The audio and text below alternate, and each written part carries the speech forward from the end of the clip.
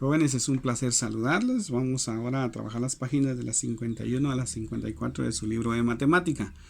En ello viene que usted escriba el nombre de la propiedad utilizada en cada caso.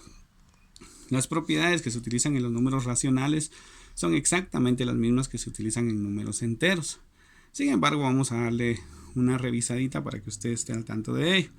Bien, aquí tenemos las propiedades de los números racionales.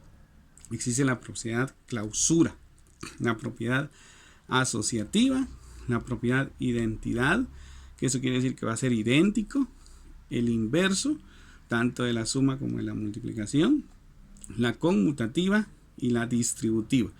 Estas son las propiedades en los racionales que vamos a ver una por una con un pequeño ejemplo. Vamos a ver primero las propiedades de la suma de números racionales. Recuérdese que racionales son fracciones. Entonces vamos a empezar con la suma. Veamos la propiedad asociativa. Cuando usted tiene 3 o más fracciones, usted las puede asociar de distinta forma que el resultado va a ser el mismo. Por ejemplo, aquí tenemos 2 séptimos más 4 tercios más 5 cuartos. Si usted asocia 4 tercios más 5 cuartos, va a ser exactamente lo mismo que si usted asocia primero 2 séptimos más 4 tercios. El resultado va a ser idéntico. Por eso se llama asociativo. Usted puede asociar de cualquier manera que el resultado no va a cambiar. Luego tenemos la propiedad conmutativa. En la propiedad conmutativa usted puede cambiar el orden de los sumandos, que el resultado es el mismo. Por ejemplo, si tiene 1 tercio más 4 quintos, usted puede sumar primero 4 quintos más 1 tercio. A eso se refiere la propiedad conmutativa. Luego tenemos la propiedad clausura o clausurativa, como se le conoce más comúnmente. En este caso, si usted tiene dos números racionales y los suma, eso le va a dar otro resultado que es un número racional. O sea que le va a dar un resultado que también es una fracción. Aún le diera un número entero, si usted le agrega el 1 como denominador, se convierte en fracción. A eso se refiere la propiedad clausurativa. Veamos ahora el elemento neutro de la suma de fracciones. El elemento neutro es el 0. Por ejemplo, si usted tiene 9 treceavos más 0, le va a dar 9 treceavos. Eso también se le conoce como identidad. ¿Por qué identidad? Porque da exactamente lo mismo. Luego tenemos el elemento opuesto. El elemento opuesto va a ser aquel número que es exactamente el mismo, solo que con signo cambiado. Por ejemplo, ¿cuál será el opuesto de 4 quintos? El opuesto de 4 quintos es menos 4 quintos. De tal manera que cuando se sume, de 0. ¿Qué tal el opuesto de menos 3 séptimos? Si se da cuenta, menos 3 séptimos es negativo.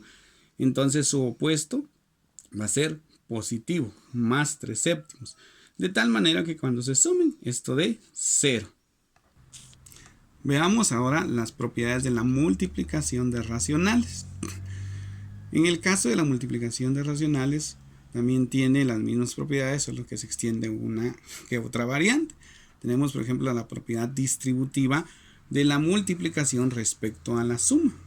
Por ejemplo, si tenemos 2 séptimos por 4 tercios más 5 cuartos. Esta propiedad distributiva usted puede multiplicar 2 séptimos por 4 tercios más 2 séptimos más 5 cuartos. Es decir, este multiplicador o este factor afecta a los dos. Afecta al primer sumando y al segundo sumando. Eso quiere decir la propiedad distributiva. Si usted hace esto primero o de esta forma, el resultado va a ser igual. También tenemos la propiedad conmutativa, que al igual que en la suma, si usted cambia el orden de los factores, el orden no va a alterar el resultado. Si tenemos 5 sextos por 2 novenos, va a ser lo mismo que usted multiplique 2 novenos por 5 sextos. Veamos ahora el elemento neutro o identidad de la multiplicación de fracciones.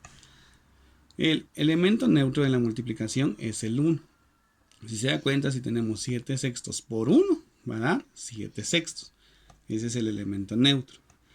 Veamos ahora el elemento inverso de la multiplicación, en este caso de fracción. Por ejemplo, si tenemos 9 treceavos, el inverso de 9 treceavos va a ser 13 novenos. De tal manera que cuando se multiplique esto de 1. En el caso del elemento inverso en la multiplicación, únicamente el denominador pasa como numerador y el numerador como denominador. Al multiplicarlo esto da 1. También tenemos clausura o clausurativa. Cuando usted multiplica dos fracciones, el resultado va a ser otra fracción. Eso quiere decir la propiedad clausura. Y la asociativa.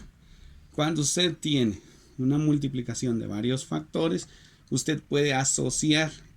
Por ejemplo, en este ejemplo, podemos asociar 2/3 por 1/4 y luego multiplicarlo por 3/7. Eso daría lo mismo que asociar primero 1/4 por 3/7 y luego multiplicarlo por 2/3. Esta es la propiedad asociativa.